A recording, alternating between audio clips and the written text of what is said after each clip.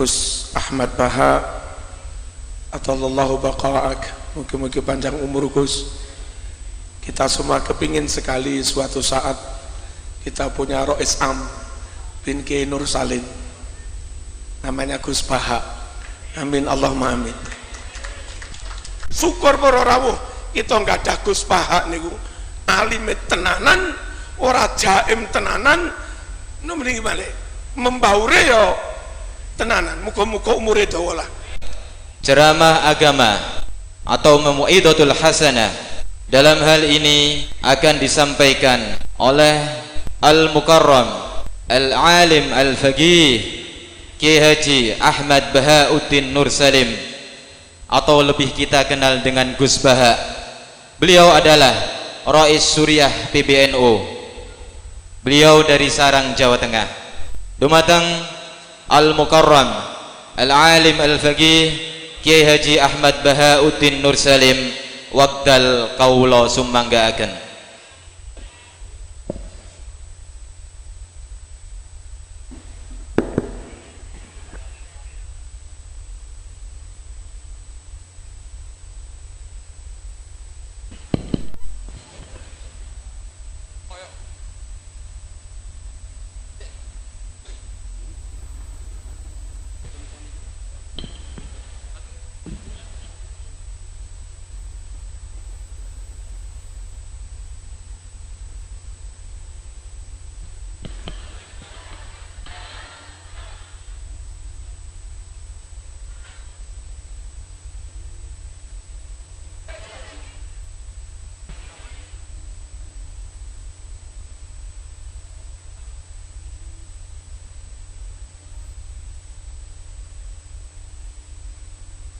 Sebelum Al-Mukarram Kiai Haji Ahmad Bahauddin Nur Salim memulai ceramahnya, kami mohon untuk para hadirin hadirat yang berada di kursi depan untuk duduk kembali ke posisinya semula, mengingat jamaah yang ada di belakang tidak bisa melihat langsung kepada Kiai Haji Ahmad Bahauddin.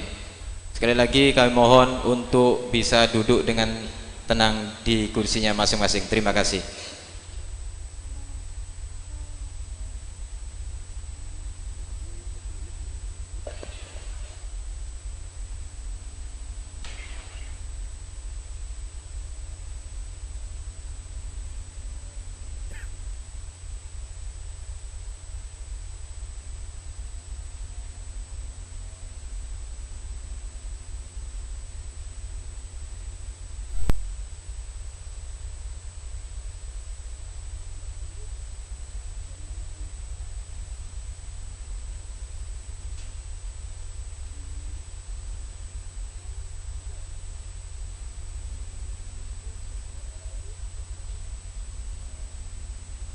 Assalamualaikum warahmatullahi wabarakatuh.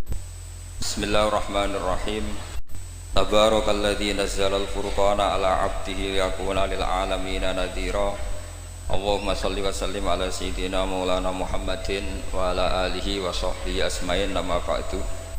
Ingkang sangat kula hormati Kiai Mahfud, Kiai Robah, Kiai Afif, sedanten putra-putranipun keluarga Mbah Maksum, Kiai Syekhun, sedanten guru-guru bunyai ingkang kula hormati. Kula niki basa Jawa napa basa Indonesia? Jawa mawon nggih. Kula badhe matur tentang sanad nggih. Terus termasuk khususiyatu hadil ummah. Termasuk keekhasan umat ini adalah punya sanad muttasil, punya silsilah, punya mata rantai keguruan ila Rasulillah sallallahu alaihi wasallam. Saya berkali-kali matur, saya mungkin tanggal sedoso tanggal 10 November kula teng Termas. Di Termas di keluarga besar Kiai Mahfud. Kita tahu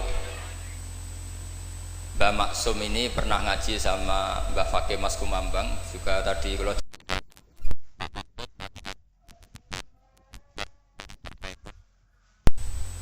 bisik nganggo hati tuh, ngomong bisik nganggo hati.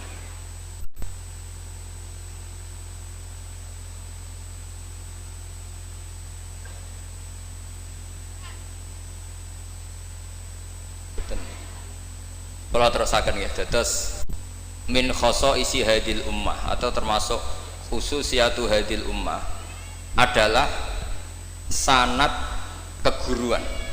Sing sanad keguruan niki muttasil ila Rasulillah sallallahu alaihi wasallam dan tidak boleh terputus. Itu saya tidak akan bosan-bosan nyampaikan itu. Niku boten sifatu madkhin tapi sifatu raddin. Bukan madh, bukan muji. Terus padha karo muni Gus Bah iku ya ora maling, ya ora bajingan, ya ora lucu. Dan Nabi Ibrahim mau digelari pangeran ya ora Yahudi, ya ora napa Nasrani. Itu memang benar-benar aneh. Kenapa itu terjadi? Karena ada zuriyah Nabi Ibrahim yang bernama Yahuda. Ini Yahuda bin Yakub bin Ishak bin Ibrahim. Kemudian Yahuda ini menjadi satu entitas, satu entitas atau satu komunitas atau bahkan satu agama yang akhirnya dikenal oleh Yahudiyah. Berhubung anak putune Yahudi, wong bayangno Ibrahim nggih napa? Yahudi. Karena Ibrahim itu manggon teng kawasan Bethlehem, teng Hebron, dan di situ sekarang jadi komunitas Nasrani. Orang juga menganggap Ibrahim itu napa? Nasrani. Sehingga Allah ngutus makhluk terbaiknya, nabi terbaiknya gini ku Nabi Muhammad sallallahu alaihi wasallam. Terus Nabi Muhammad niki sing ngelurusno nak Ibrahim iku boten Yahudi nggih boten napa?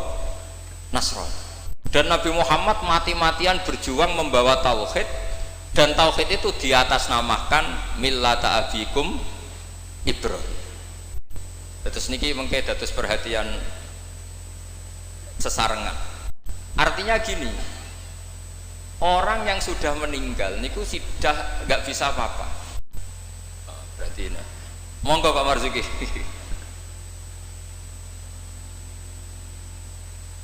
Monggo Pak Marzuki Mustamar, monggo. Jawa Timur.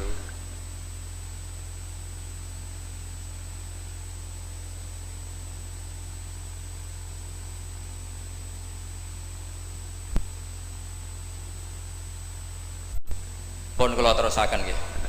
Wonten ayat teng Quran niku nyifati Nabi Ibrahim namung kalian dawuh maka na Ibrahimu Yahudiyya wala Nasrani.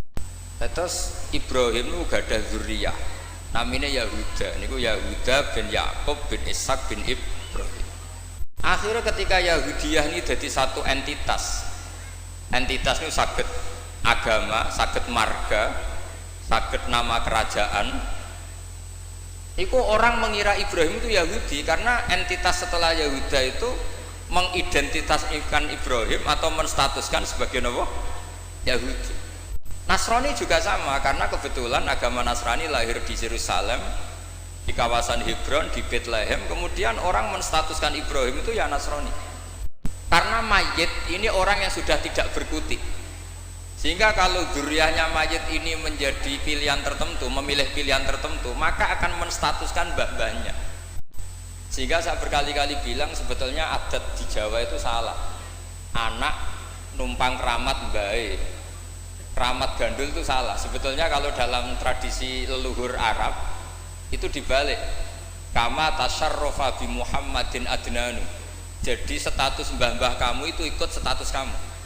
Jadi orang nggak peduli dengan kilap Abdul Samsin Manaf andaikan tidak ada orang bernama Muhammad Shallallahu Alaihi Wasallam. Orang nggak akan peduli dengan Wali Songo andaikan tidak punya murid-murid nasab maupun murid-murid sabab kados para ulama yang mengajarkan Fathul Wahab, Ikhya. Andaikan kita kemudian beda haluan, nganggep kuburan itu tempat syirik, tempat khurafat, bid'ah, maka kita tidak menstatuskan kuburan wali itu tempat berkah tapi tempat bid'ah dan syirik. Nah status itu tuh terserah kita, bukan terserah yang meninggal. Itu filosofi dari maka na Ibrahimu Yahudiyya wala Nasrani. Andai kan tidak ada Nabi Muhammad SAW, maka kestatusan Nabi Ibrahim akan dibelokkan menjadi berstatus Yahudi maupun Nasrani.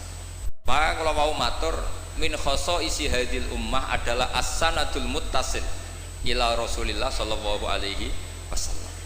Sebab hanya dengan sanad itu kita bisa menjaga status guru kita, gurunya guru kita, gurunya guru kita ila Rasulillah sallallahu alaihi wasallam. Saya termasuk orang yang fanatik sanad. Saya muridnya Mbah Mun. Mbah Mun diantara gurunya tentu Mbah Karim Lirboyo. Beliau ngaji sama Mbah Hashim ngaji sama Syekhona Khalil ke Syekh Nawawi Banten. Atau Mbah Mun ngaji Mbah Karim, Mbah Hashim ngaji Syekh Mahfud Termas di Mekah. Kemudian ngaji Said Abi Bakar Sato Sohibul I'anah. Saya dari gen saya piyambak, gak ada bapak kandung, hafal Quran, ngaji sama buyut saya dari ibu. Dan itu sampai buyut saya namanya Hafsah, itu binti Soleh, binti Maksum dulu, binti Maksum bin Soleh. Soleh buyut saya itu gurunya Mbah Soleh Darat ketika beliau masih di Kudus, ngaji di Damaran. Pondok tertua di Kudus itu buyut-buyut saya di Damaran belakang makom. Di buyut saya kandung namanya Hafsah, punya anak namanya Sofia itu yang sampai saya, punya adik Badiah jadi ibunya Ki Sahal. Terus Hafsah itu punya saudara, punya pernak bulik namanya Nyai Fadilah, itu digarwa Kiai Akil Sirat yang jadi Pak Said Akil dan seterusnya. Saya cerita begini ini penting karena supaya kebenaran itu dzurriyatam ba'duha min ba'd. Sekali dzurriyah ini melenceng itu tidak harus ekstrim menjadi kafir menjadi muslim atau muslim menjadi kafir, tidak harus itu.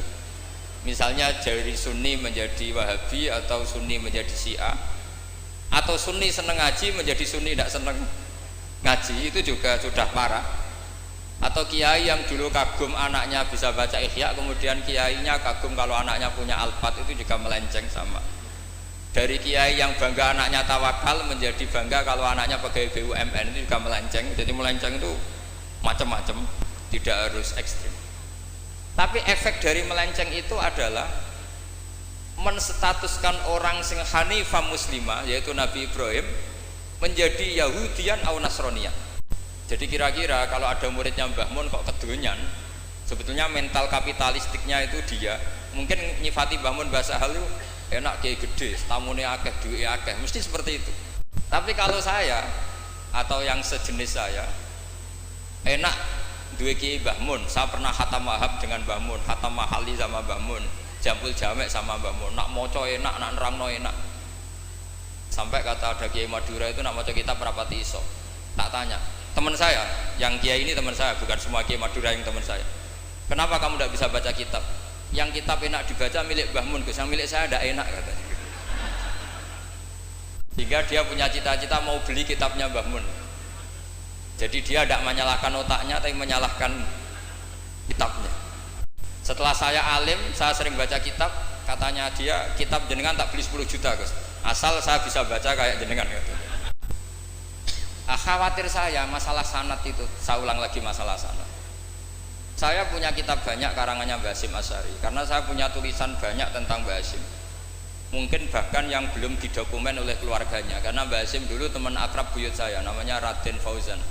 Fauzan itu bin Maksum. Itu ketika kitab dulu itu silih-silihan, karena dulu beli kitab itu mahal.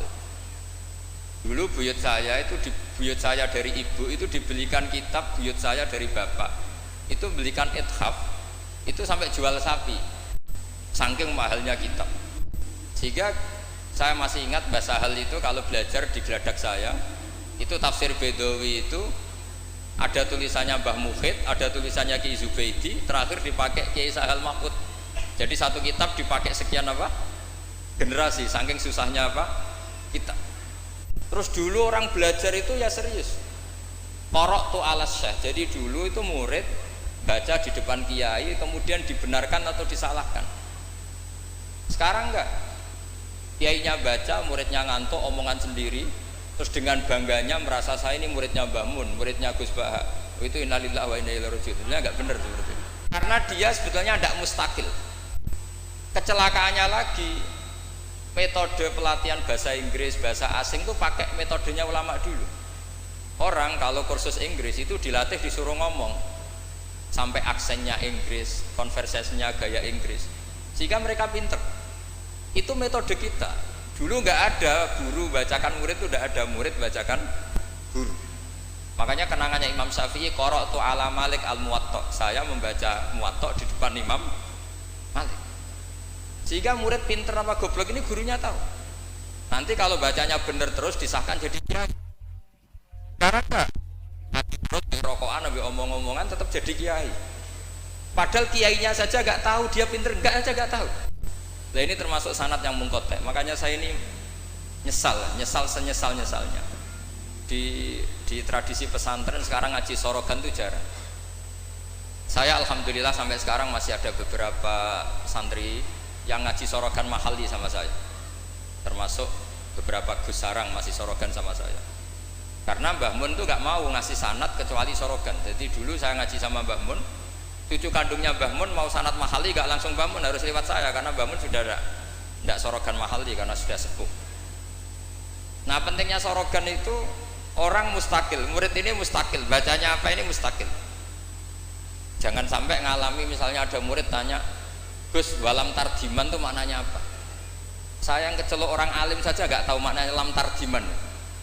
Setelah tak lihat ternyata di bab khed walam tarodaman dia baca langsung lam tarjiman. ya bingung.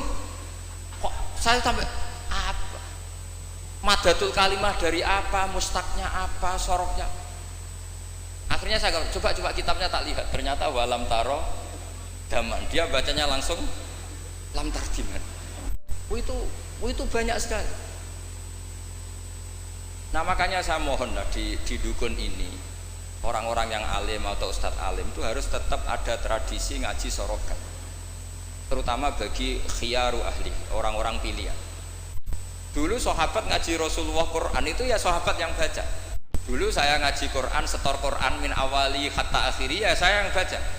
Beberapa kali saya baca kitab di depan Mbah Mun, di depan Gus-Gus, di depan kiai-kiai saya. Jika kiai dulu itu tahu ini sudah alim, ini belum, ini setengah alim, ini setengah waras, ini tidak waras, itu tahu. Karena kelihatan sekali, tingkat naifnya itu kelihatan sekali. Misalnya ada anak baca misalnya begini, An Abdillahi bin Amrin. Itu gurunya pasti tahu. Locong kok Amrin ada wawunya, berarti bener. Misalnya An Abdillahi bin Umaro. Itu gurunya langsung tahu. Nah sekarang itu enggak. Murid itu hanya mendengarkan, sehingga kadang-kadang ada orang itu baca Ibnu Ubay bin Ka'ab itu dibaca Ibnu Abi, anaknya bapak ini senrak kue cung. Jadi ini kecelakaan seperti ini nggak boleh terjadi. Ada lagi murid yang tanya gini, ini setengah pinter tapi ya setengah goblok.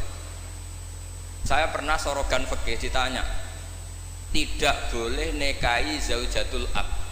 Saya ulang lagi ya, wala tangkihu manakaha abaukum minan nisa illa matat salaf. Tidak boleh menikahi istrinya bapak. Itu orang Jawa langsung protes, Gus, bojone bapak ra ibuku. Itu setengah pinter setengah goblok. Setengah pinter karena di Jawa rata-rata orang itu istrinya satu, artinya kalau bojone bapak ya mesti ibunya dia. Tapi kalau dibaca di Arab, wong Arab itu kan bojone papat sing telu gonta-ganti, sehingga bapaknya ini kadang pernah nikah sampai 10 orang. Paham ya? Orang Arab, mungkin orang Jawa Timur ya rada Arab, banyak kiai yang istrinya ada satu kan. Nah sebetulnya orang Jawa Timur yang paling tidak iskal karena tak ulang lagi ya. Sehingga dia tanya, Gus, bojone bapak ora ibu, mosok wong kok dilarang kawin bojone bapak? Ya mesti wae ra bakal wong bojone bapak iku ibu. Dia protes, kenapa harus dilarang, wong karuan tidak mungkin terjadi. Tak terang no. Kalau orang Arab kan mungkin, yaitu bojone bapak satu ibu kamu, dua Sri, terus Wahyuni atau siapa. Ini orang yang pernah dinikahi bapak kamu itu haram kamu nikah. Nah berhubung dia orang Jawa, bojone bapak itu mesti ibu, karena ibu istrinya satu. Nah itu setengah pinter setengah goblok. Setengah pinternya bisa bantah, agak cerdas lah, bisa usul gitu. Setengah gobloknya itu sebetulnya ketika dengan ibunya itu bahasa Arabnya bukan zaujatul ab tapi ummuka. Kamu tidak boleh menikahi ummuka. Jadi bukan dimasukkan zaujatu abika. Jadi kalau dalam bahasa fikih itu status yang dipakai status terdekat. Jadi misalnya saya menghukumi ibu saya ya ummi, itu ibu saya. Tapi ketika istrinya bapak yang lain harus distatuskan zaujatu abika. Itu tidak bisa, kalau orang nggak sorogan itu tidak bisa. Nah, kalau orang-orang NU, orang-orang pesantren saja sudah ada alim, apalagi yang di luar kita. Karena tadi sanad ini sudah mulai mungkota, ini sudah agak kecelakaan betul. Dulu Imam Malik tuh ngaji di depan Imam Malik ngaji di depan Imam Zuhri, ya sorogan. Imam Syafi'i ngaji di depan Imam Malik, baca muwatta khatam benar semua. Terus qad ana laka antuftiya, ana itu sudah saatnya kamu iftah. Karena baca min awali hatta akhiri benar semua. Masih ngaji sama Sufyan bin Uyainah, masih ngaji sama Sufyan As-Sauri. Terakhir beliau ngaji sama Muhammad bin Hasan Asy-Syaibani di Irak. Itu semuanya yang baca Imam Syafi'i, sak logikanya. Terakhir dites begini Imam Syafi'i, sama sih. Saya termasuk sering baca kitab Risalatus Syafi'i. Saya ini sering baca kitab sering baca kitab Risalatus Syafi'i. Itu dites begini. Kata Sufyan As-Sauri, ya Aba Abdillah, kalau manggil Syafi'i itu Aba Abdillah, ma makna hadisi la tuharrikut tayra min makinnatiha. Gurunya yang satu tidak baca makinnatiha tapi min wakanatiha. Jangan gerakkan burung dari sangkarnya. Kalau sampai yang dibedai mesti jawab ini, kurang penggawean apa ngobrak-ngobrak manuk kan gitu. Tapi Imam Syafi'i dengan fasihnya menerangkan orang Arab itu kalau mau pergi itu tatoyur itu pakai ukuran terbangnya burung. Nak digusah terbang ke kanan ila aimana berarti alamat baik. Kalau berterbang as'ama atau aisara berarti buruk. Itu kalau ada burung di hutan terus digusah. Kalau nggak ada burung di hutan, dia memang nyimpan burung diletakkan di kurungan, tapi kurungannya dibuka terus diubrak. Nak terbangnya nganan baik, kalau ke kiri buruk. Makanya disebut di Quran innama ta'irukum ma'akum inna tatoyarna bikum, karena yang dipakai ukuran itu ta'ir itu sesuatu yang terbang. Itu Imam Syafi'i langsung paham. Adatul Arab kalau mau pergi itu melihat terbangnya burung. Sehingga makna hadis la tuharrikut tayra min makinnatiha, jangan mentaklekkan barokah tidaknya pergi berdasar terbangnya burung, tapi berdasar pergi kamu itu fi taatillah atau fi maksiatillah. Nangis gurunya. Padahal pas itu Imam Syafi'i umur 15 tahun. Wong kok pintere ngono. Makanya terus sampai dipuji-puji. Saya punya keyakinan kalau nanti fata min Quraisyin yamla utibaqal ardi ilman tuh kamu. Padahal teksnya hadis hanya gitu, jangan gerakkan burung dari sang. Itu dulu mungkin orang alim sampai seperti itu mungkin, karena ngajinya sorokan mustaqil. Saya beberapa kali dites Mbah Mun, hak coro kowe naib Indonesia itu fasik ta ora? Ora dijawab fasik ya rada fasik untuk mel-melan terus. Nak dijawab fasik padha karo ngukumi nek kae wong sak Indonesia agak sah mergo waline napa? Nah, kalau pengalaman, karena kalau sering ngaji sama Mbah Mun pengalaman. Jenengan rak kepengin nek wong sak Indonesia sah. Iya, aku kepengin sah. Nak ngoten tak hukumi mboten fasik. Itu Mbah Mun sewenengnya saya sampai diambung itu dia bilang gitu. Cara wong Arab nak seneng diambung bombonan. Kowe ku muridku tenan kata. Karena itu memang jebakan. Jadi ya sudah seperti itu. Itu mungkin kalau ngaji sorokan. Tapi nak ngaji kilatan ya mau nyenggaki sholawat tok. Sholale. Oh semata ana wong tenan das. Amit-amit tenan. Loh kenapa? Sholawatnya baik, tapi Jibril juga gak paham. Sholal itu kan kalimat apa kan juga jelas. Coba diterkib. Nabi Muhammad sholli alaih. Sholli itu malah perintah. Berarti kiaimu sholli alaih. Berarti Pak Yai, kue semua sholawat kan gitu. Itu kalimat yang salah. Iya, wa qala Rasulullah sallallahu alaihi wasallam. Terus muridnya muni sholli alaih, berarti kan kalau dimaknani kan sholli maca sholawat sira Pak Kiai. Ali ngatasna mun jenengan mawon sing maca sholawat. Nah berhubung itu bahasa Arab gak ketara salahe kan gitu. Adat-adat ngono iku mareni gitu. Itu naif. Mestinya kan qala Rasulullah sallallahu alaih itu sholat alaih lah, paling enggak ada dhamir mustatir yang kembali ke Allah. Nah kalau terus muridnya bilang apa? Sholli alaih, coba sampean maknani sholli alaih, sholli ya syekh alaihi ala nabi. Kacau enggak kira-kira andai kan dengar orang yang ngerti itu? Tapi alhamdulillah banyak yang enggak tahu, sehingga ya alhamdulillah. Makanya saya berkali-kali muji orang bodoh itu barokah, mergo ora ora salah wong. Jadi penak weh. Kalau saya tangisan, nak pondok gede weh salah oleh maca sholawat mulai sing pondok cilik. Sing ditunggoni ahlul ilmi, maksudnya pondok gede sing notabene ditunggoni ahlul ilmi saja salah apalagi. Jadi dulu tuh orang itu pinter sekali karena ngajinya sorokan. Sahabat ya gitu. Sahabat tuh kalau nggak paham ya tanya Nabi, karena logikanya Nabi kadang nggak nyambung sama logika sahabat. Misalnya begini, al-qatil wal maqtul finnar, yang bunuh maupun yang dibunuh. Saya baca lengkapnya. Idzal taqal muslimani bisayfihima fal qatil wal maqtul finnar. Jika dua orang muslim perang sama-sama membawa pedang, maka yang bunuh maupun yang dibunuh di neraka. Sahabat tuh iskalnya hadza al qatil.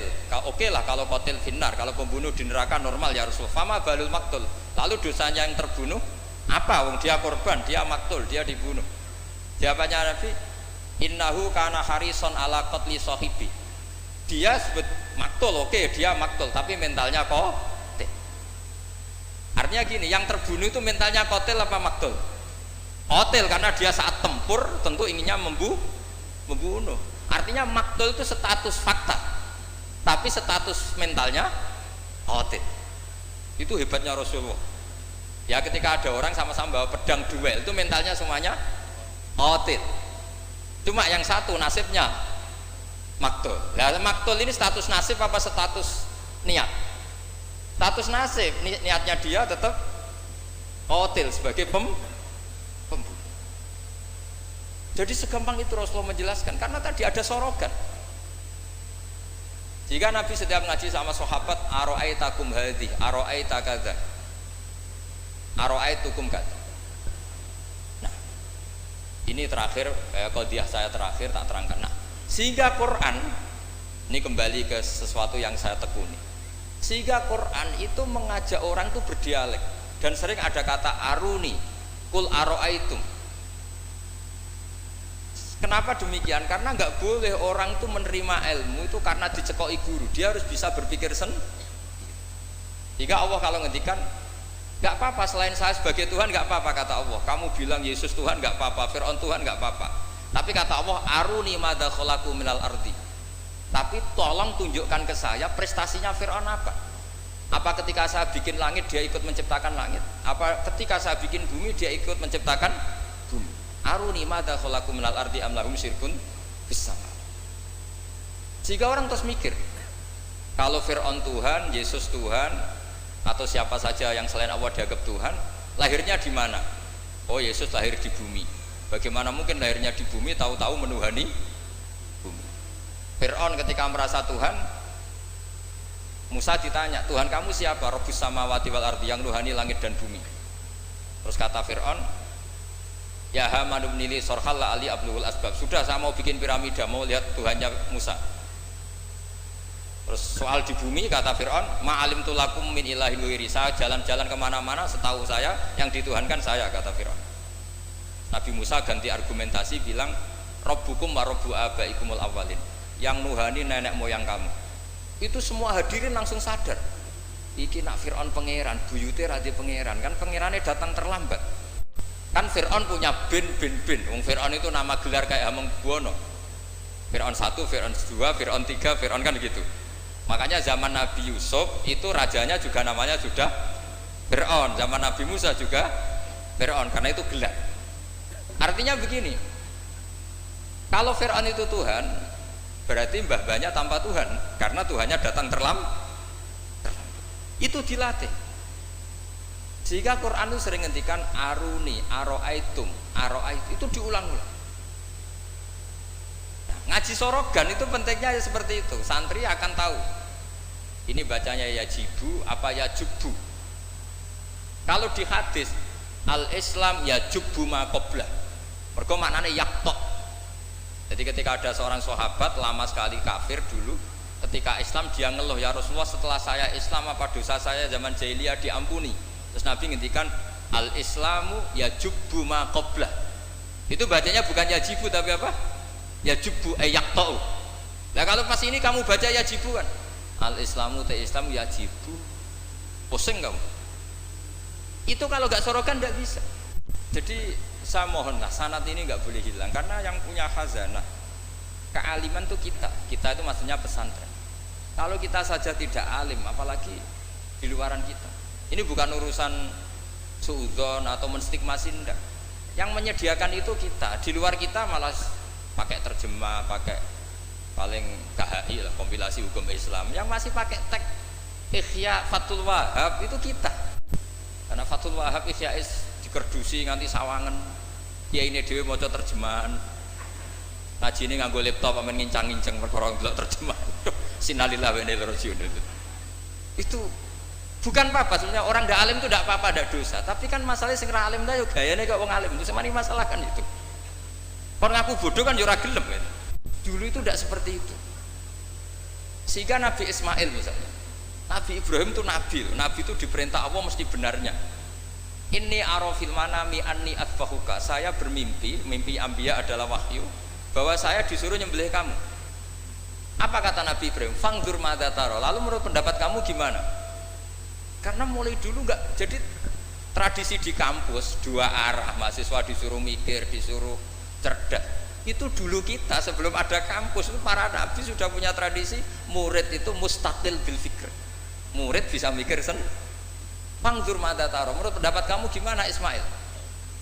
Supaya apa? Kalau Ismail betul-betul nanti disembelih, itu dia tidak hanya nurut Nabi Ibrahim tapi memahami, jika dapat ganjaran dua kali, nurut bapak ya nurut pangeran, atau nurut pangeran ya nurut bapak.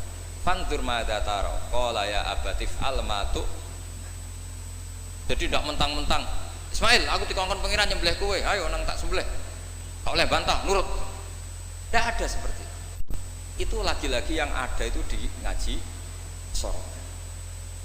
Nah, kemudian saya sekarang cerita masalah sorogan. Saya beberapa kali punya kenangan Mbah Mun, karangan terakhir beliau Al-Ulama Al-Mujaddidun. Tiap ketemu mesti disuruh baca itu. Sampai saya pas haji sama beliau ya baca itu di Tuja Mimbari Rasulillah. Ketika saya di Sarang tiap Syawal ya baca itu.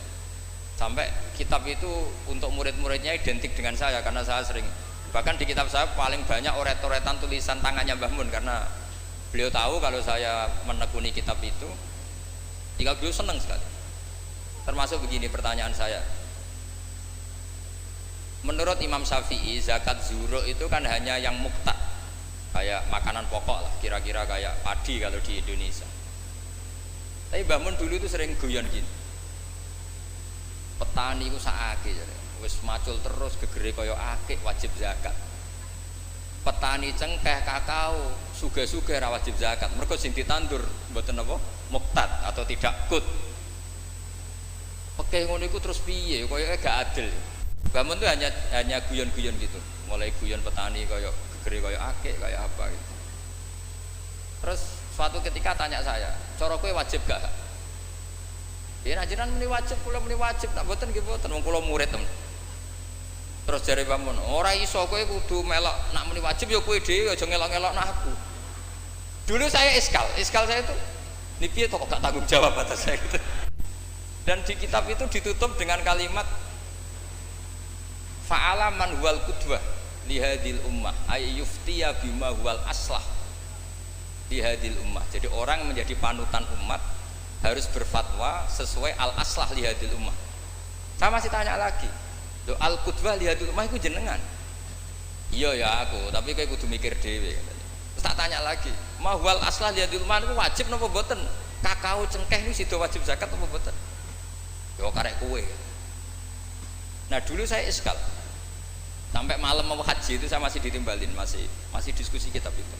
Ini kitab ini tak bawa, kitab Al-Ulama Al-Mujaddidun. Ternyata kesimpulannya apa? Fatwa itu nggak boleh hanya gurunya paham, muridnya tidak.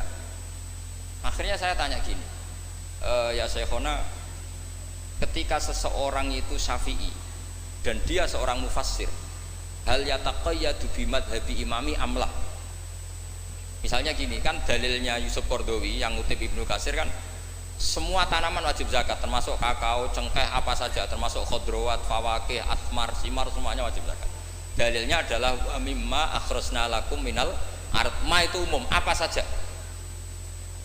Ya pertanyaan saya ke Mbah Mun, apakah seorang mufassir itu terikat madhab imamnya sehingga ma yang umum menjadi hanya yang muqtad? Apa tetap bebas karena ma itu umum? Terus ya beliau mau gejol-gejolkan ya, tapi yang beliau sempat komentar al fawakih wal khodrowat sekarang aksaru iktisodian secara ekonomi lebih prospek, harusnya wajib zakat. Nah saya kenapa cerita panjang lebar ini supaya jangan sampai pondok-pondok yang belajar Fathul Wahab, belajar Ihya, belajar Fathul Mu'in kemudian kita dianggap orang yang antisosial. Petani melon kaya, petani tebu kaya, sudah kaya tidak wajib zakat karena yang ditanam tidak kut. Petani pari wis melarat, utangan hanya karena yang ditanam apa? Kut atau muqtad wajib zakat. Lalu kata dunia kan terus piye toh kiai. Nah ini saya mohon sekali itu murid-murid bisa memahami kalau kita itu mendiktekan pikiran kita. Nah dulu Imam Syafi'i cara belajar seperti itu. Imam Syafi'i itu dulu senengnya sama orang miskin tak ngamek karena sifatnya Nabi wa yuhibbul fuqara wal masakin terus wa yajlisu ma'ahum wa yaruddu mardahum wa yuhibbul fuqara wa yajlisu ma'ahum wa yaruddu mardahum terus. Dia ketika di Mekah miskin, di Madinah mulai gundah. Imam Malik itu gaya orangnya. Jadi kalau duduk di kursi tinggi, babutnya itu empuk. Beliau mulai iskal, ini kiai kok kaya raya. Tapi itu dipendam sama Imam Malik. Terus ketika Imam Malik mengesahkan Imam Syafi'i jadi mufti, Imam Syafi'i tanyanya begini. Setelah jenengan orang yang alimnya kayak jenengan itu siapa aja? Dari Imam Malik. Sakjane Abu Hanifah, tapi wongnya mati, orangnya sudah meninggal. Mungkin beliau juga bilang mati karena selevel. Mungkin kalau kita harus bilang kapundut. Bahasanya memang mata bukan tufiya. Lalu siapa yang alimnya kayak Abu Hanifah? Muridnya masih hidup, namanya Muhammad bin Hasan. Kita bisa ke sana boleh dari Imam Malik. Imam Malik itu kaya, uangnya banyak, tapi beliau rumahnya ngontrak. Jadi kiai mulai dulu lebih seneng uang cash daripada apa sawah Tegal karena nggak bisa sedekah. Akhirnya Imam Malik gandeng Imam Syafi'i dijak ke Baki. Dulu Baki itu pasar kafilah, rental lonta gitu. Kemana kafilah yang mau ke Irak? Oh saya ya Imam Malik, dibayari sama Imam Malik ini antar sampai ke Baghdad, sampai ke Kufah, sampai ke Baghdad. Dulu namanya Baghdad itu ya Baghdad, Kufah, Basrah, belum ada nama Irak. Terus Imam Syafi'i disangoni uang tuh banyak. Pernah saya hitung tuh sekitar hampir 40 juta. Karena satu dinar kan sama dengan 4,25 gram. Ada yang mengatakan 4,20 gram. Pernah saya hitung tuh sekitar 40 juta. Imam Syafi'i mulai iskal. Kiai iki melarat sing tak bela ora tau nyangoni, iki sugih nyangoni terus. Mulai rubah pikirannya. Ternyata Ki Sugih itu ya manfaat gitu loh. Dulu dia pengagum Ki melarat karena zuhud, bebas hisab, jadi hisab apa nih orang dipopo kan itu terus. Bareng ngaji di Irak, di Baghdad itu, di Kufah. Karena dulu itu satu kawasan. Ini perlu saya sampaikan. Jadi dulu Kufah itu bukan nama kayak sekarang, Baghdad Irak. Jadi saya beri contoh sedikit ya perubahan bahasa. Dulu yang namanya Israel itu kalimatu madkhin.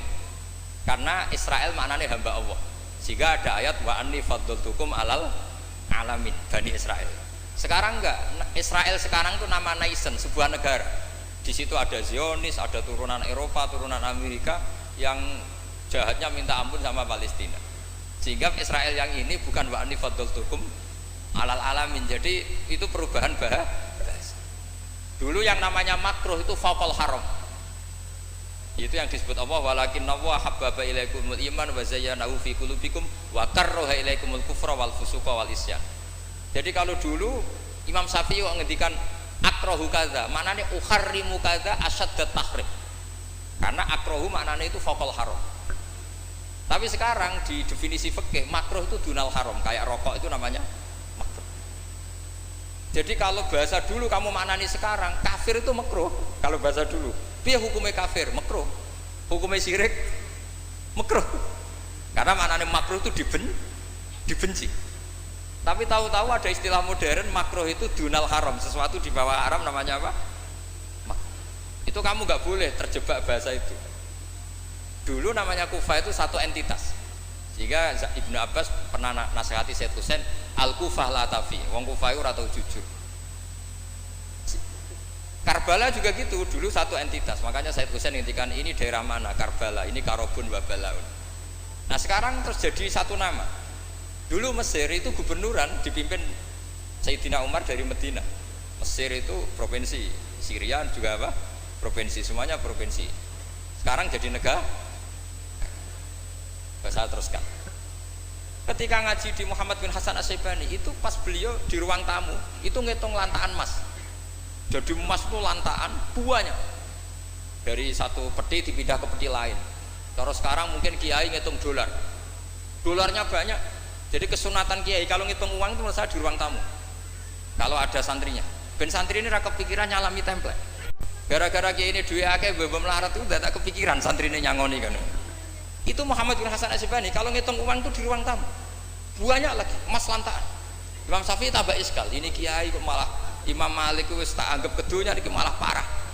Tapi setelah Imam Syafi'i iskal, Imam Muhammad bin Hasan As-Syaibani itu ajibta min hadhi, maksudnya min hadhil waqi'ah, kamu kaget dengan peristiwa ini. Iya, kamu kiai kok kaya raya. Terus kata Imam Muhammad bin Hasan As-Syaibani, harta ini milik saya, miliknya orang soleh, miliknya orang alim. Nak kowe ra seneng wong alim sugih tak kekne wong-wong nakal ben dienggo nglonte dienggo demenan.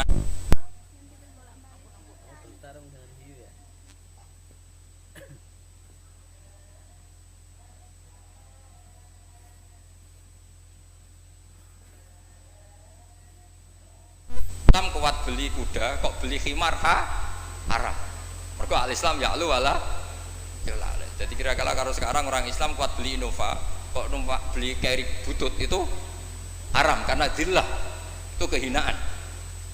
Semenjak itu Imam Syafi'i itu pinter dia.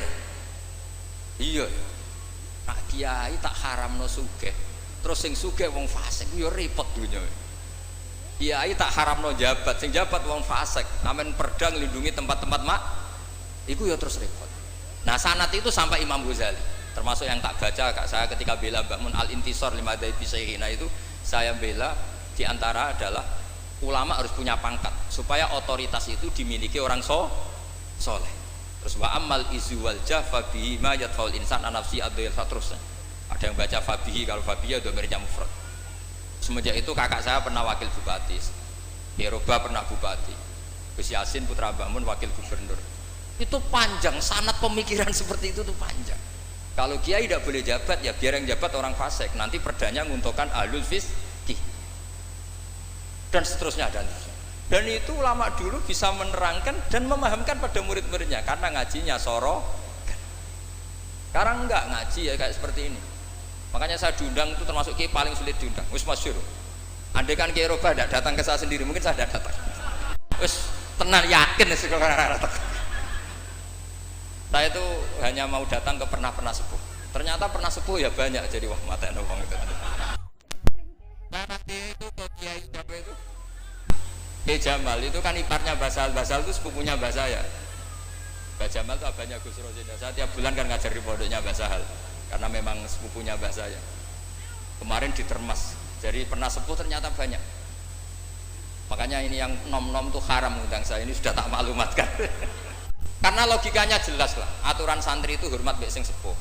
Nah, kiai nom ngundang aku itu dosa. Mergo ngatur sing luwih tuh, wah. Jelas iku jelas dosa, cara fikih jelas dosa. Apa meneh nom kalah pinter tambah dosa ngatur wong alim. Wes jelas cara fikih seperti itu. Kamu enggak boleh bantah hukum. Nah, kira-kira hukumnya gimana? Wong bodoh ngatur wong alim, kira-kira hukum gimana?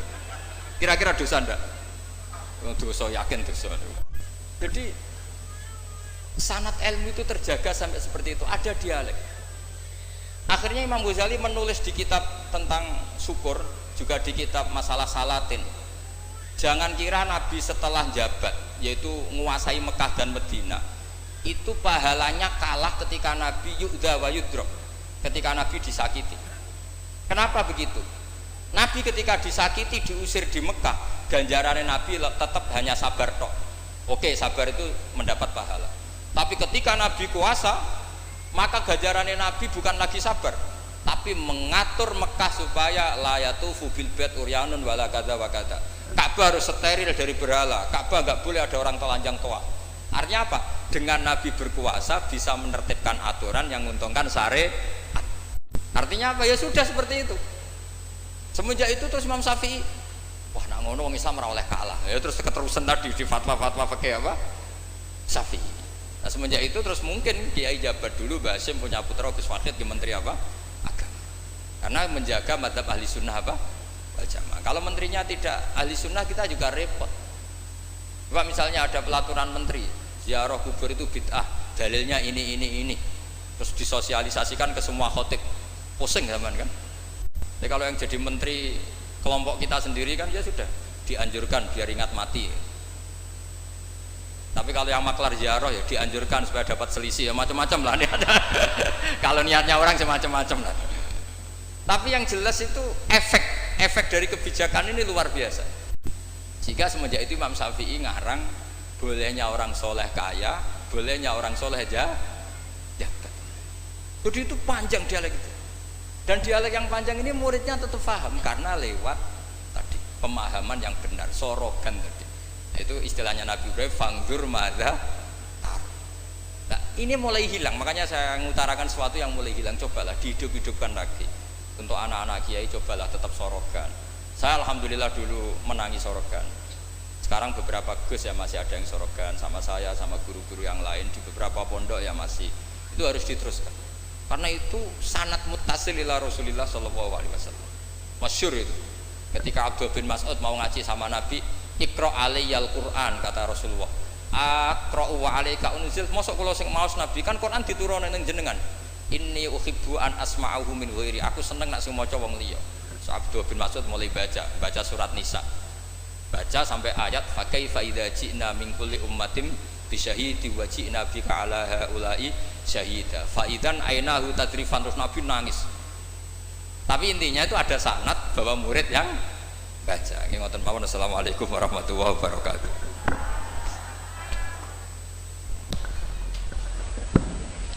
Assalamualaikum warahmatullahi wabarakatuh.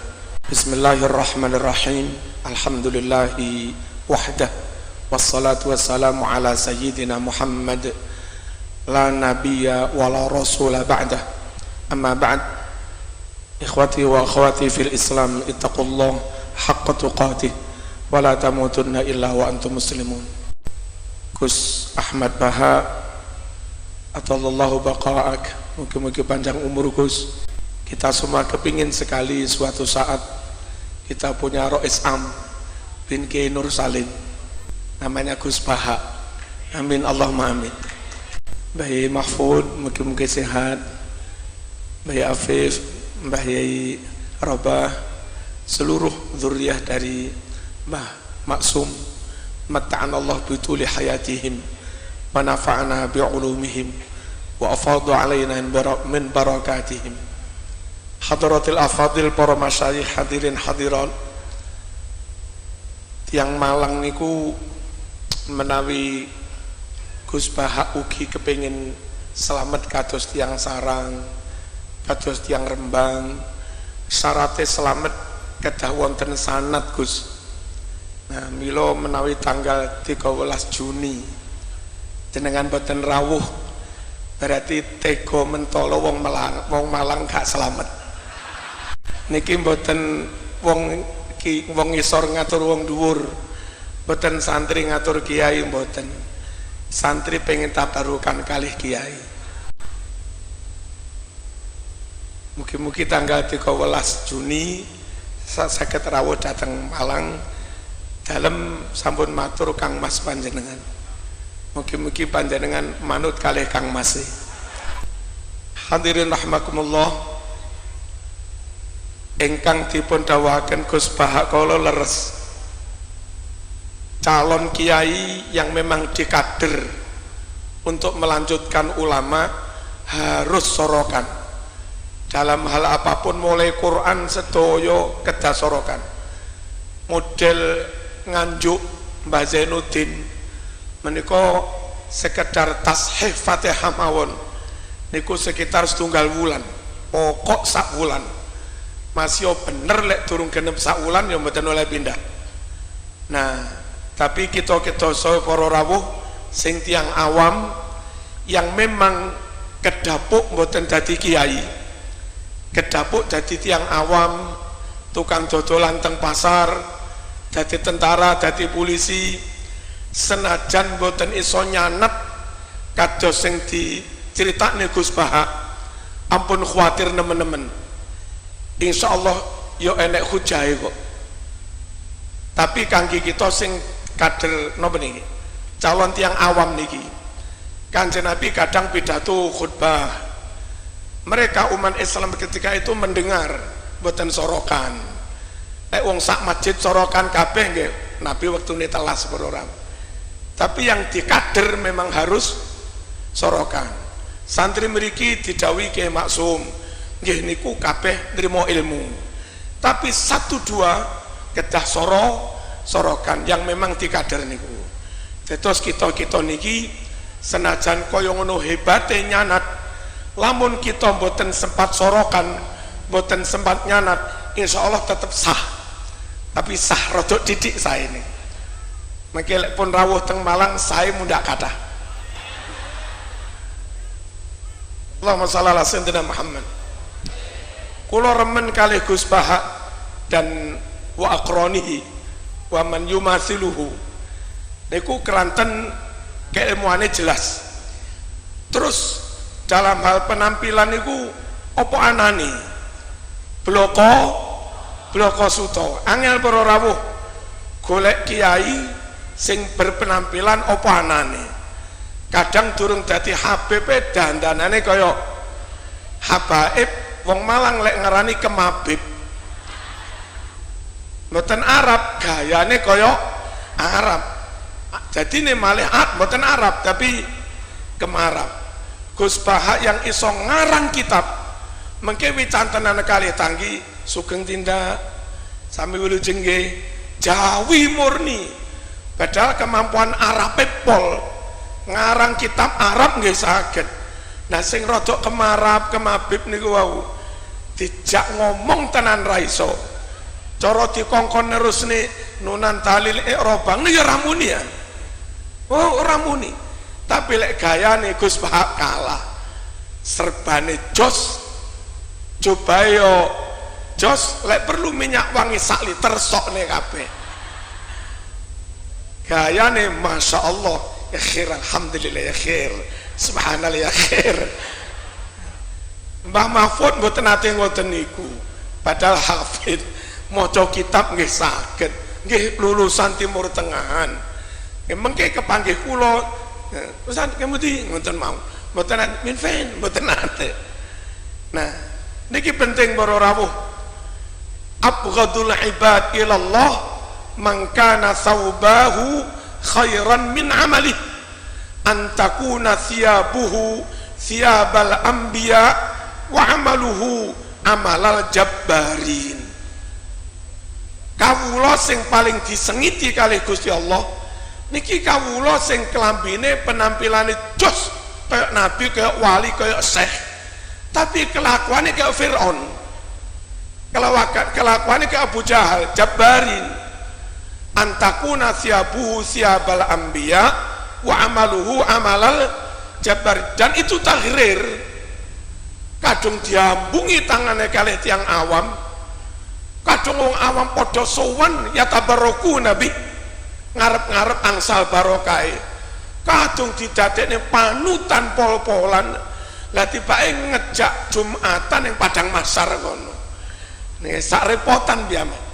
Ramanut nih ketorone kaya ulama tenan. Dimanuti tibake mung kaya ngono kuwi. Lah nun sewu para rawuh. Mboten ulama berpenampilan kaya ulama. Itu bagian dari proyek besar menjauhkan umat dari para ulama yang sebenarnya.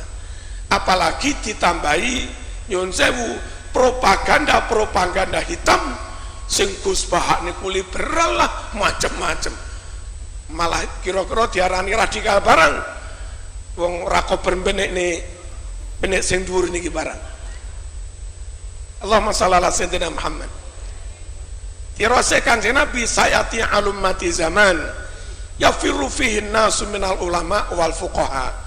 Nah, menungso umat niki menjauh dari ulama, mergi napa para rawuh sing boten ulama mendapat support TV luar biasa, mendapat bantuan publikasi luar biasa, diviralkan luar biasa, bahkan memang ada proyek menviralkan ngono-ngono kuwi.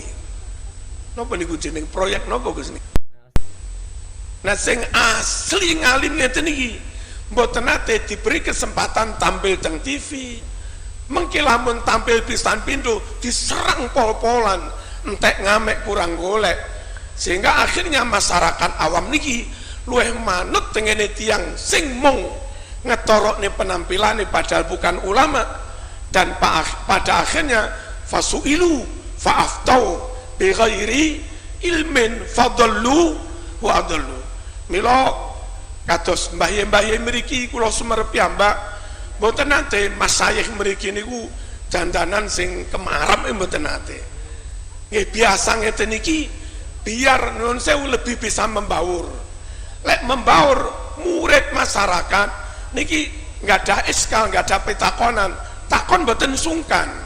Sehingga ketika mboten sungkan sowan kiai takon, masyarakat murid akan mendapat jawaban yang sebenarnya. Benten menawi kiai ini dandana dos pundi ngoten, mengke murid umat niki badhe sowan mawon izin, sowan ngenteni panen, sebelek mung gambar nopo Gus? Allahumma shalli ala sayyidina Muhammad.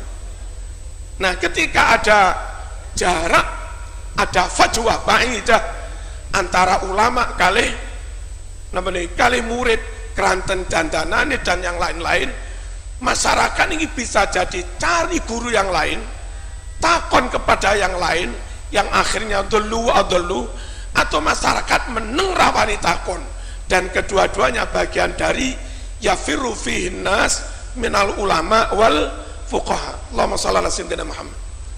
Kula terusaken sekedhik para rawuh. Untuk lancarnya guru mewariskan ilmu ke murid, mewariskan karakter ke murid, mewariskan barokah ke murid, mboten namung sorokan nyanat dan seterusnya. Bahkan yang dilakukan Nabi itu seakan-akan bisa disebut tutor sebaya. Nabi niku tiyang top, inggil top, mulya top, luhur top. Lah sahabat ini sak ngisore adoh para rawuh. Cuma senajan sahabat sak ngisore adoh, pola Nabi mengatur hubungan antara Nabi kali murid niki mboten ustad wal murid, mboten as-syaikh wasalik, mboten. Tapi Nabi menyebut murid ini ku sahabat. Cara mriki kanca, cara Malang sam, cara Blitar kang. Betapa akrabnya sahabat kali Kanjeng Nabi, seakan gak ada jarak para rawuh.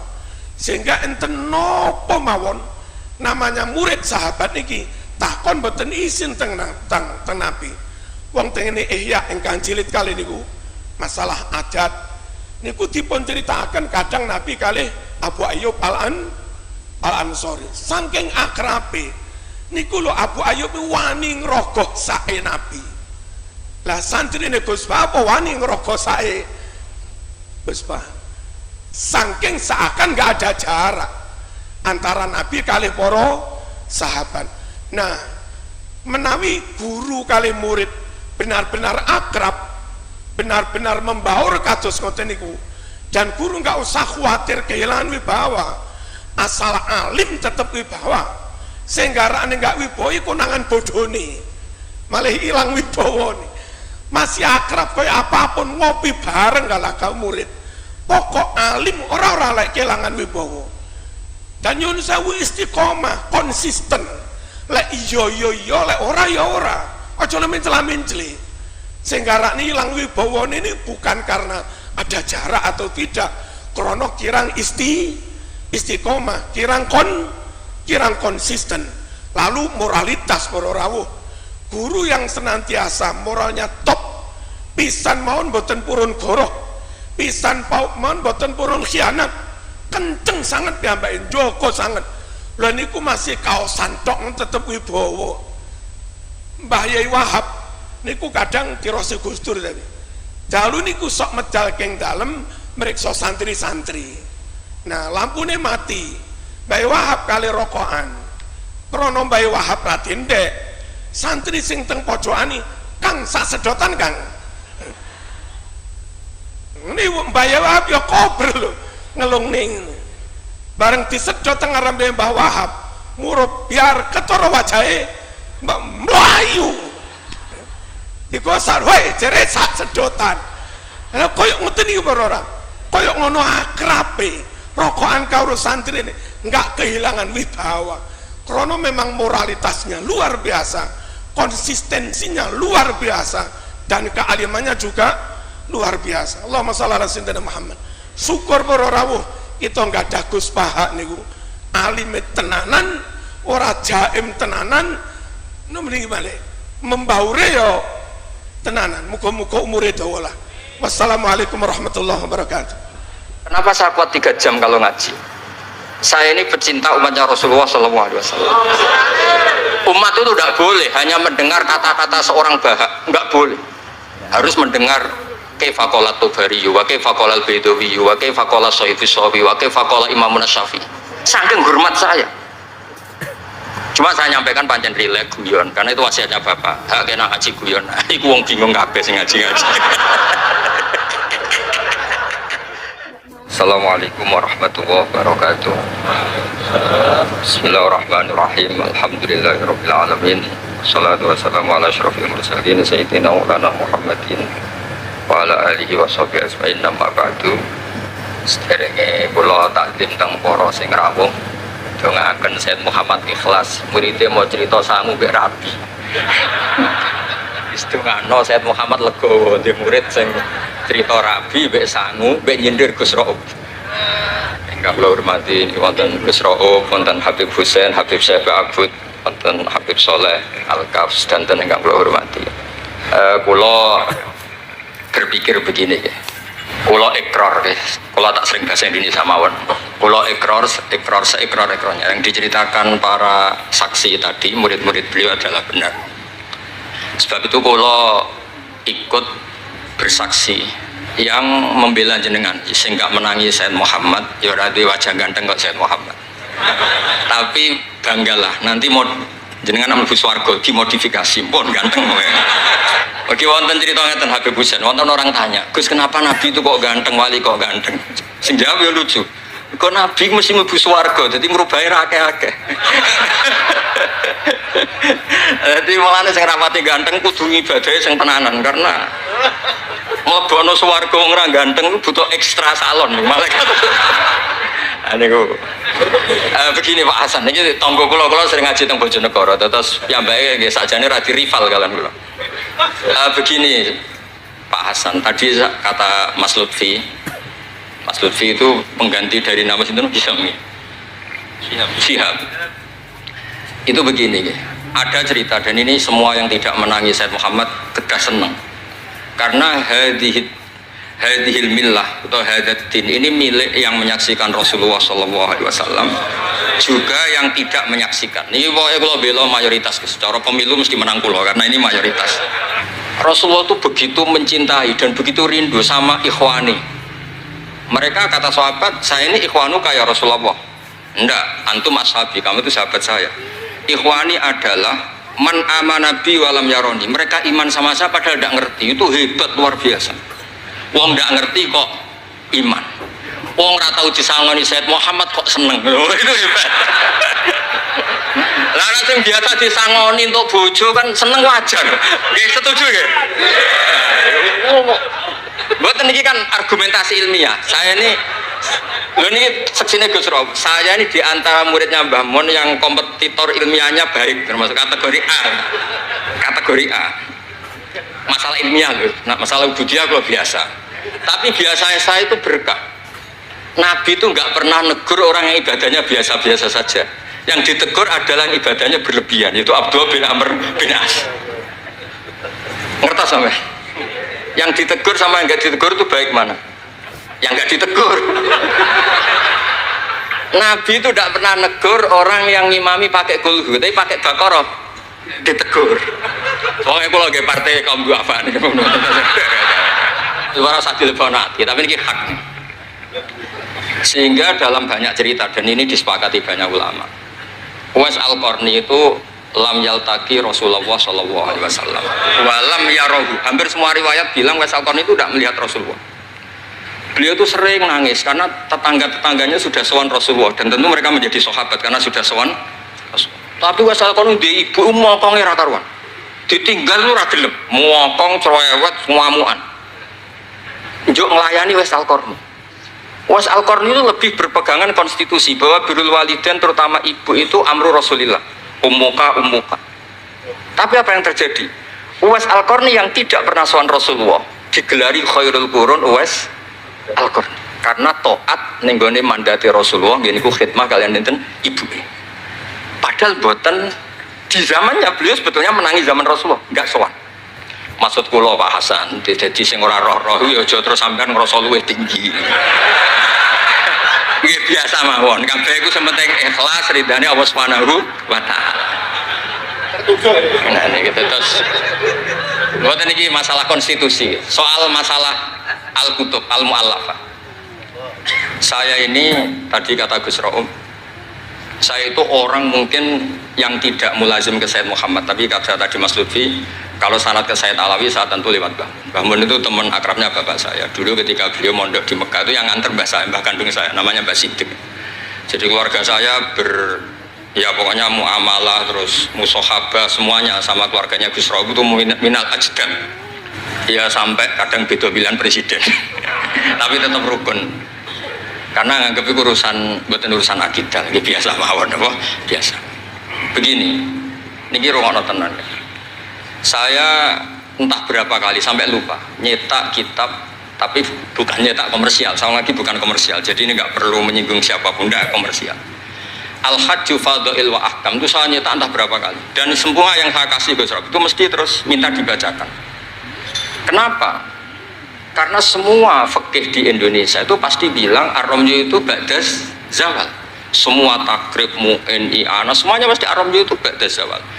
Kunna natahayyanu fa idza zalati syamsu romaina. Kita ini nunggu zawalu syamsi baru romaina. Ya ramyu yaumil hadi asyar. Ketika ada peristiwa mu'assim terowongan Mina, karena jutaan orang ke titik yang sama di jam yang sama. Sama lagi jutaan orang ke titik yang sama di jam yang akhirnya Sayyid Muhammad memberanikan diri fatwa secara terbuka bahwa boleh romyu keblas zawal. Mereka mesti komplain, iki kita apa? Sampai komplain, saya bilang ini yang ngarang putune Kanjeng Nabi. Kabeh bantah. Tak dudono takbir dan beliau cara ngendikan masuk akal. Ya, ini sering haji napa mari saniki haji yo wonten sing bisnis bareng wae sing haji lah niki cerita. Sing haji, sing bisnis haji tenan pokoke haji. Sebetulnya dalam romyu itu kan boleh nafar awal, berarti selesai tanggal 12 bisa nafar sani sampai tanggal 13. Terus kata Sayyid Muhammad, jika bisa iskotur romyu yauma salisa asar bil kulliyah, bisa menggugurkan romyu tanggal 13 bil kulliyah. Fali ayya juzat takdim min babi aula, apalagi ini sekedar takdimul waktu. Dan beliau bilang di kitab Al-Hajju Fadha'il wa Ahkam, dan tidak yusamma mukhalafatan. Kenapa ada mukhalafah? Itla ilzama fihi bitasrih, karena Rasulullah tidak mengendikan bahwa ini harus begini. Itu hanya fi'lu. Fi'lu bisa ya dulu alal jawaz, bisa alal aulawiyah, nggak ada jaminan kalau itu syarat apa? Sah. Terus akhirnya orang tuh ayam semua, tenang semua. Berdasar fatwa Sayyid Muhammad yang kita sosialisasikan. Saya baca itu berkali-kali. Jadi saya cerita, jadi ini benar-benar cerita naskahnya Sayyid Muhammad. Orang cerita sangut. Terus kedua, tawaful haid. Saya sering ketemu orang-orang yang nekuni medis. Gus, kalau kita pakai obat itu kadang masalah, ada efek samping gini-gini. Padahal kalau kita nunggu suci kayak cerita Sayyidah Aisyah, Rasulullah itu pimpinan. Mereka pasti ikhlas disuruh nunggu Sayyidah Aisyah sampai suci kemudian tawaf ifadah. Tapi ini kan kita orang kebanyakan. Hotelnya kalau lama-lama kita tidak kuat bayar, kena komplain. Pesawatnya juga gitu, kalau lama-lama juga kena komplain, tidak bisa pulang kan. Dan itu kata Sayyid Muhammad sederhana ngetika. Beliau menyarankan tawaful haid itu intikal madhab saja, atau tidak usah intikal. Kalau mendekati waktunya habis langsung tawaf, tapi nunggu waktunya mepet, karena dengan mepet berarti statusnya darurat, tapi statusnya darurat. Terus kata beliau dengan entengnya ngendikan di mana-mana yang namanya wajib atau syarat sah itu ya ma'al kudroh. Ini tidak kudroh berarti syarat itu hilang. Di mana-mana syarat menjadi syarat ya kalau kudroh. Ini tidak kudroh ya berarti syarat itu hilang. Sehingga terus kita nyaman tawaful haid. Itu di kitab Al-Hajju Fadul Ahkam. Bisa dicek bahasan halaman 115 itu. Ini bukan cerita Malaysia, cerita tek. Jadi buat ini serius.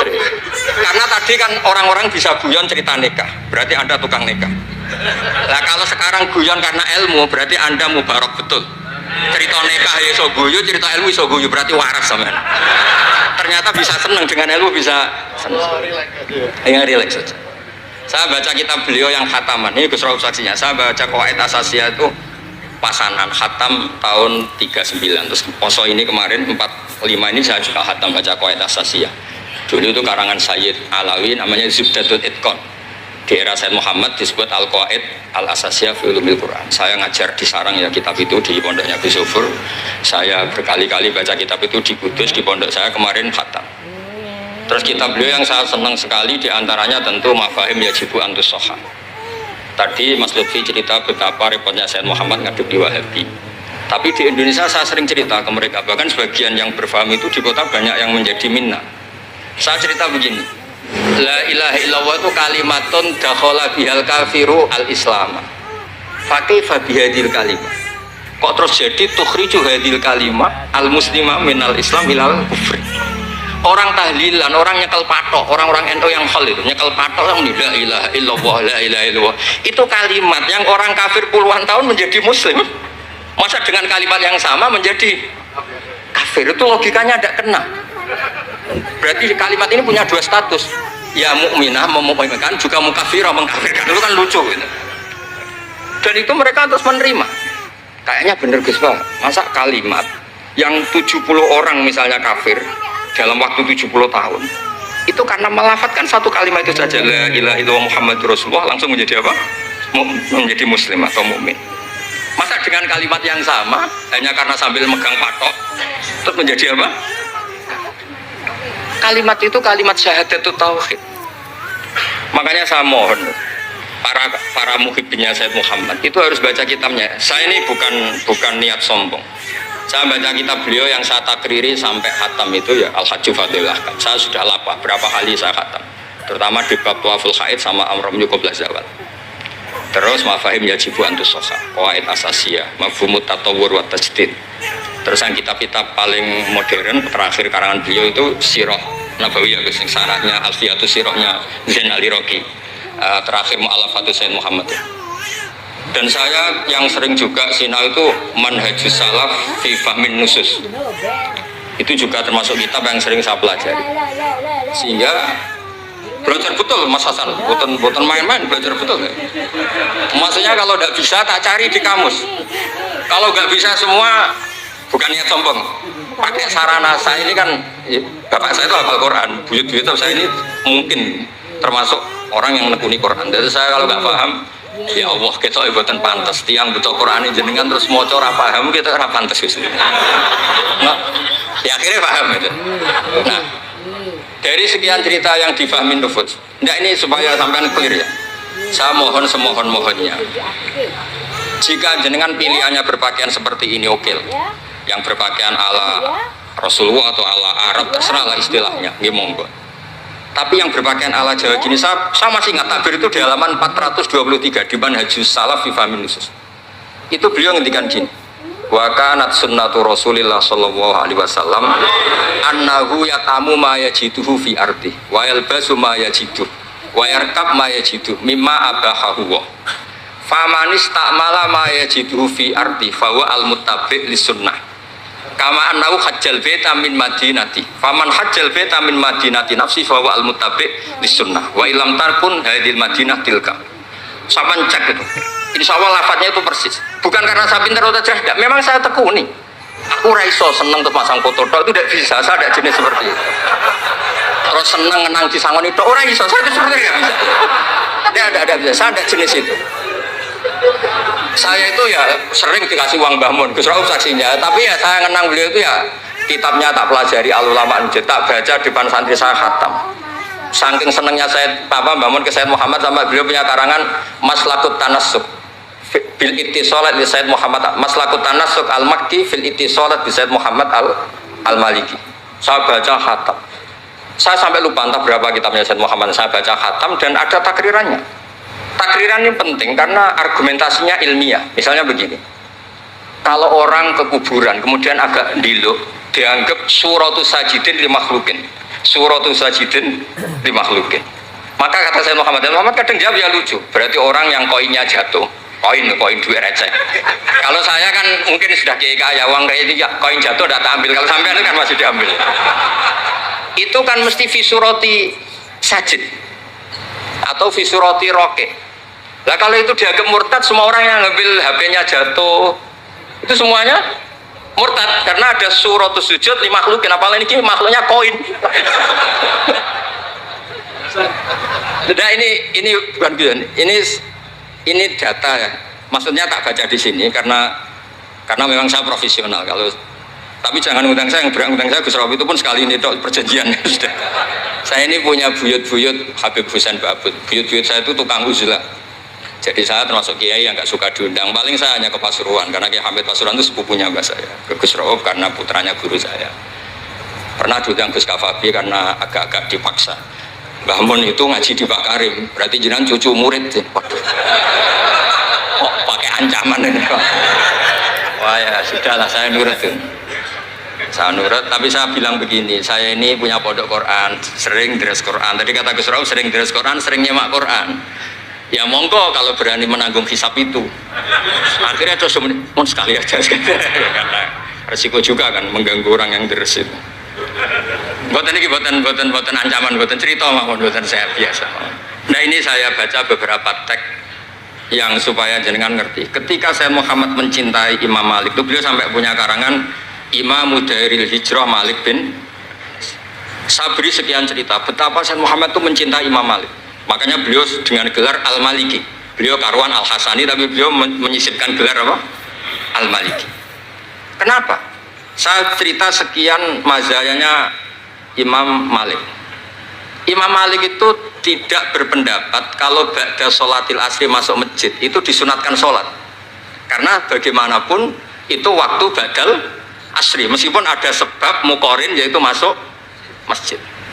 Tapi beliau ada anak kecil, di sini ada takbirnya, ada anak kecil bilang ya Syekh kum farkah, kamu ini sudah Syekh, sudah kiai, masuk masjid dan sholat tahiyatul masjid, kum farkah. Beliau tidak debat, langsung sholat. Ketika ditanya innahu laisa bimadzhabik, itu tidak madzhab engkau ya Malik. Inni khosyitu an akuna minal ladzina idza qila lahum murka'u la yarka'u. Kayak apa? Maksudnya Mas Hasan, kalau senang Imam Malik, yang ngarang Imam Malik. Kalau senang Sayyid Muhammad, ya baca kitabnya. Selain cerita dinikahkan dan cerita dikasih uang. Buat ini ganjarannya kata kula gojlok. Mergi dadi jenengan seneng, nyeneng ngomong itu kan ganjaran. Nah sampean takok, lah ono kurbane, kalau tadi ya korban berkali-kali kan. Terus ada lagi cerita tentang Imam Malik itu pernah dimintai orang miskin. Saya minta uangnya. Imam Malik jawab, dohirnya itu tidak Islami. Saya tidak punya uang. Kapan-kapan saja ke saya. Terus kata orang di dekat Imam Malik, lima adalah takulu kama yakulun nas rozaqakallah. Kenapa engkau tidak seperti umumnya orang rozaqakallah? Enggak jadi. Kata Imam Malik, asyaddu kalimatin ala sa'id. Kalimat terberat bagi sa'il adalah kalimat yang nyimpan roda sa'il. Walau dimna jumlatin, meskipun itu fidinim jumlatin. Terus fa'ana ujillu ismawahi ta'ala an azkurahu liman yakrohu sama'ahu walau dimna jumlatin. Saya ini ingin menyelamatkan nama Allah. Peminta itu paling nggak suka kalau ada kata-kata yang arahnya pokoknya nggak ngasih. Saya ulang lagi, peminta itu paling nggak suka kalau ada kata-kata yang arahnya itu tidak ngasih. Karena peminta ini sudah mangkel, saya menyelamatkan tidak nyebut Allah, nanti Allah jadi korban. Rozakok Allah, itu Allah kapan? Nyatanya sampai sekarang tidak ngasih rezeki, kan Allah bisa jadi korban kan? Makanya beliau gak mau nyebut Allah. Fa'ana ujillu ismawah, saya menghormati nama Allah, jangan sampai saya sebut di depan orang yang sedang gak suka tadi, karena ada jawaban yang yufidu raddah. Kenapa yufidu raddah? Yaitu pokoknya tidak ngasih. Kayak apa orang-orang? Saya ulang lagi ya, jadi ini saya termasuk, insya Allah termasuk kompetitor terbaik, termasuk. Bukan apa ya, karena menurut saya seneng orang itu. Saya baca Ikhya itu lupa khatam berapa kali, itu saya takriri pakai naskah Gus Rau punya, saya naskah maknanya Mbah Zubair saya punya, ngaji Bahmun. Kalau nggak bisa masih pakai kitab Ithaf. Kalau naskahnya beda, saya cari naskah yang lain. Karena saya seneng Ikhya, Minhajul Abidin, pokoknya kitab-kitabnya Imam Ghazali. Saya seneng kitabnya Bahmun, Mbah Zubair, semua. Bukan apa, takut saya seneng ternyata saya yukhalifu madhab. Saya sebagai pembaca maksudnya ya, korek itu kalau seneng ternyata dia yukhalifu madhab, karena ada baca. Contoh gampang begini, saya tuh sering ketemu orang-orang khusyuk yang tidak ngaji. Gus, itu gimana orang-orang sholat pakai baju merah? Tak tunjukkan di Bukhari, babus sholat fi saubil ahmar. Ada yang protes lagi, gimana Gus itu kiai kok sholat kencing berdiri? Babul qauli qaiman inda subadati qaumin, di Bukhari. Gus, kok ada hadisnya semua? Yang masalah otak kamu, kata saya gitu. Lu sampai sholat, sampean kalau sholat kan mikir, ya mikir utang, mikir macam-macam. Itu Imam Bukhari punya bab, babul ifkar, tafsirnya apa? Imam Bukhari pakai bab itu babul ifkar di sholat, bab mikir di sholat. Itu dalilnya lucu bebusan. Kanjeng Nabi itu sholat terus salam ke susu. Ditanya kenapa ke susu? Saya ingat ada dinar di rumah yang belum saya bagi. Berarti ingatnya kan pas sholat. Sampai ya bedanya Nabi ilingnya barang apik sama nuran, tapi kan podo lah jalan bab. Jadi kalau suwon kitab-kitab Sayyid Muhammad yang jadi makhrajan hasanan lihadil ummah itu harus kita bela mati-matian. Misalnya begini, Ataqah Somadia, mungkin di Jawa Timur disebut Ataqah Kubro, yang baca kulhu beberapa kali, yang katanya bapaknya terus masuk surga itu. Itu kan kalau di kampung saya Gus, kalau ada baca gitu yang selain anaknya tak udah kamu udah usah serius ramlak di bapak. Oh anaknya tenang-tenang. Pernah ada orang ngundang saya, Gus, ngocok Ataqah Kubro Gus. Anaknya mau nggak mangkon, monggo pinar, saya pulang. Kenapa Gus pulang? Karena anaknya ramoco wong liya bukan moco sembrono ya bener. Sing ana ning hadis awaladin sholihin yatullah, ra ono au kiyayin sholihin yatullah ya bener. Langsung Gus jenengan ngawur ya dalil. Aku ora ngawur pancen aku wong alim, mesti roh tenan. Sing ana ning hadis awaladin sholeh ora au kiyayin soleh. Jadi anak itu penting, malah mau enggak makan atau berokokan. Monggo. Semenjak itu kalau orang udang saya enggak berani kalau enggak khusyuk ngocok. Takut saya pulang. Lah misalnya yang undang bagakno nyangoni saya, sugih saya. Kan mboten ngefek no, teror itu mboten ngefek. Jadi ini penting, meskipun guyon, ilmu itu didudukkan. Sayyid Muhammad ngendikan, hadis-hadis tentang jumlah kul huwallahu ahad semuanya itu dhaif. Saya pernah ngaji itu di Kudus cerita gini, alhamdulillah kok dhaif. Hadis tentang jumlah la ilaha illallah yang banyak, alhamdulillah juga dhaif. Karena kalau itu syarat sahnya harus banyak, berarti begini, mangqala la ilaha illallah mi'ata marrah lagi dakhalal jannah. Berhubung nggak ada jumlah mi'ata marrah, satu pun sudah dakhalal jannah. Kul huwallahu ahad juga sama, di riwayat Bukhari jelas. Ada orang kalau ngimami baca kulhu, ditanya kenapa engkau baca kulhu? Li'annaha sifatur rahman fa ana uhibbu an aqra'a biha. Kata Nabi apa? Jibril datang, akhbir ya Muhammad anna wa yuhibbu bi hubbihi qul huwallahu ahad. Dan semua riwayat kadang hanya bilang hubbuka iyyaha adkhalakal jannah. Dan enggak ada riwayat hubbuka iyyaha wa qira'atuka alfa marra wa alfa marra lagi dakhalal. Kalau ada riwayat itu innalillahi wa inna ilaihi raji'un, kita punya masalah besar karena kita nggak kuat baca lama-lama itu udah kuat. Artinya gini, kita harus menjadikan kitabnya Sayyid Muhammad ketika menvonis hadis-hadis yang jumlahnya besar tadi. La ilaha illallah. Soal kamu lakukan tetap baik, kita sepakat itu baik. Tapi jangan jadi aturan hukum. Saya ulang lagi, baca banyak tentu tetap baik, tapi jangan menjadi aturan. Kalau jadi aturan hukum berarti gini. Dakhalal kafiru fil Islam in qara'a la ilaha illallah alfa marrah mi'ata marrah. Itu yang mengislamkan di masjid capek itu. Karena nunggu alfa marrah. Jadi saya mohon karena agama ini yuridu wa bikumul yusra, agama ini Allah inginnya itu mudah. Buistu bil hanifiyatis samha, semuanya itu mudah. Tapi jangan tahawun. Jadi kalau suwon tadi alhamdulillah sudah diduga saya 20 menit karena memang saya ini tidak bisa pidato. Saya kalau ngaji di rumah ini Gus Rob saksinya. Saya ngaji biasa 4 jam, 3 jam biasa ngaji. Ngaji ada kitabnya, saya baca Jalalain, pikirnya ada Sofi, ada Futuhat Ilahiyah, kadang ada Tobari, itu kuat. Kenapa saya kuat 3 jam kalau ngaji? Saya ini pecinta umatnya Rasulullah SAW. Umat itu tidak boleh hanya mendengar kata-kata seorang bahak, enggak boleh. Harus mendengar kaifa qala Tobari, wa kaifa qala Al-Baidawi, wa kaifa qala Syafi'i Shafi, wa kaifa qala Imam Syafi'i. Saking hormat saya. Cuma saya nyampaikan pancen rileks guyon karena itu wasiatnya Bapak. Hak kena ngaji guyon. Iku wong bingung kabeh sing ngaji-ngaji. Jadi, ya ngoten mawon. Assalamualaikum warahmatullahi wabarakatuh. Oke, baiklah teman-teman, jadi itulah reaction ngaji kita bersama dengan Kiai Haji Bahaudin Nur Salim atau Gus Baha. Yang mana Gus Baha pada ngaji kali ini itu ada 2 video yang kita jadikan sebagai satu kesatuan. Yang pertama mengenai Kiai Marzuki Mustamar yang gojlok habis Gus Baha dalam acara Haul Kiai Haji Maksum Sofyan Dukun Nanyar Gresik.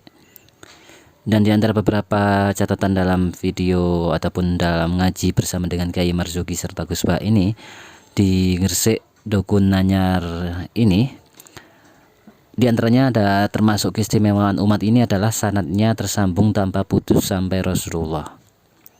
Lalu adanya Islam yang mengabarkan atau meluruskan bahwa Nabi Ibrahim itu bukan Yahudi atau bukan Nasrani, tapi Nabi Ibrahim adalah ketauhidannya hingga sampai di Islam.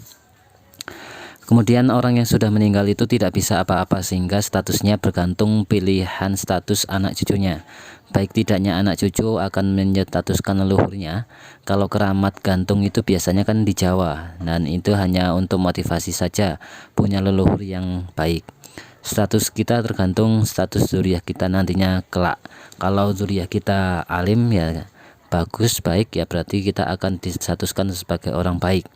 Tapi kalau zuriyah kita kurang baik ya kita akan dicap sebagai orang seperti itu. Bapaknya ya dasar bapaknya aja seperti itu ya mesti kan seperti itu.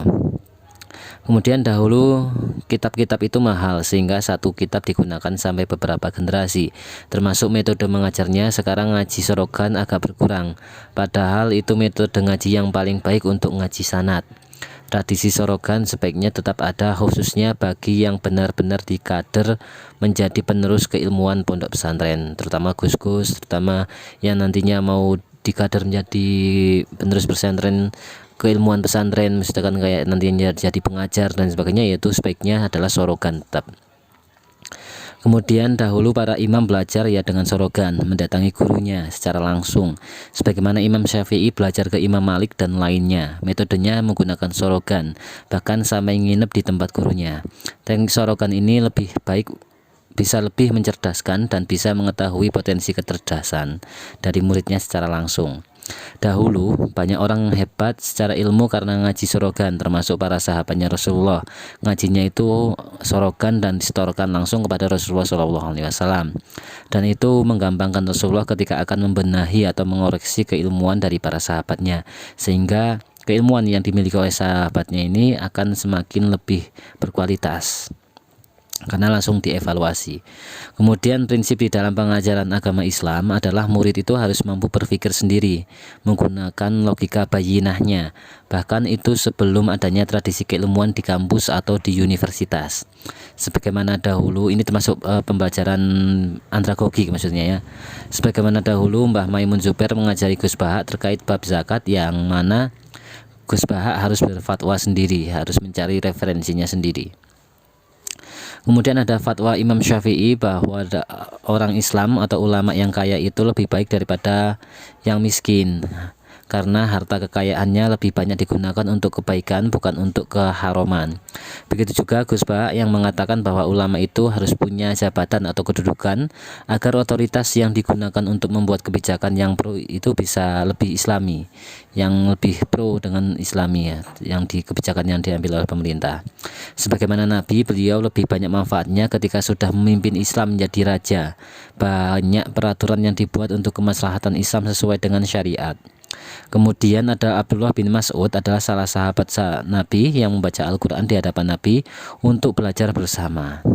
Nah kemudian yang disampaikan oleh Kiai Marzuki Mustamar, Gus Bah semoga menjadi Rois Am PBNU kelak untuk lebih baik. Nah ini doa dari atau harapan dari Kiai Marzuki menjadi Rois Am ya Gus Bah. Nanti Kiai Marzuki yang menjadi ketum PBNU-nya, ya, tanfidnya mungkin.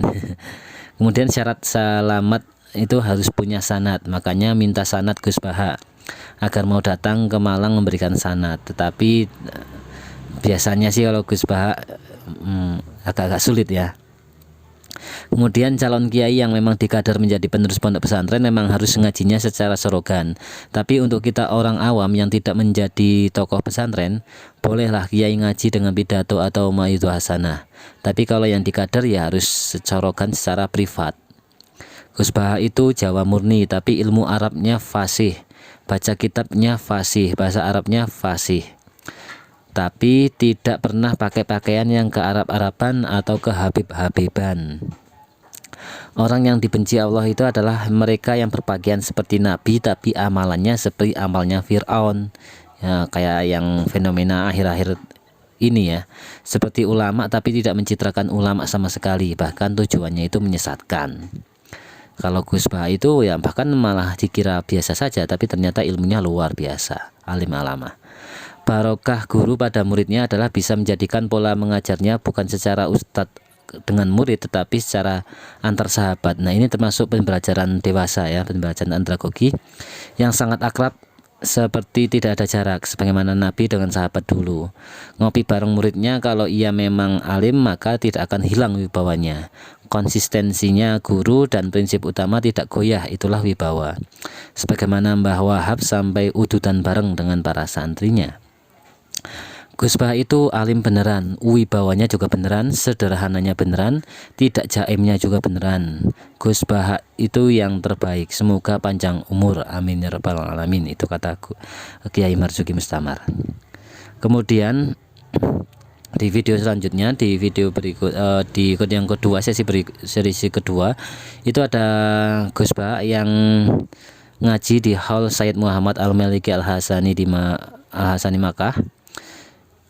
Beberapa catatan yang didapatkan bahwasanya Gus Bah itu ikut bersaksi dan membela umat yang tidak bisa melihat langsung Rasulullah Muhammad SAW.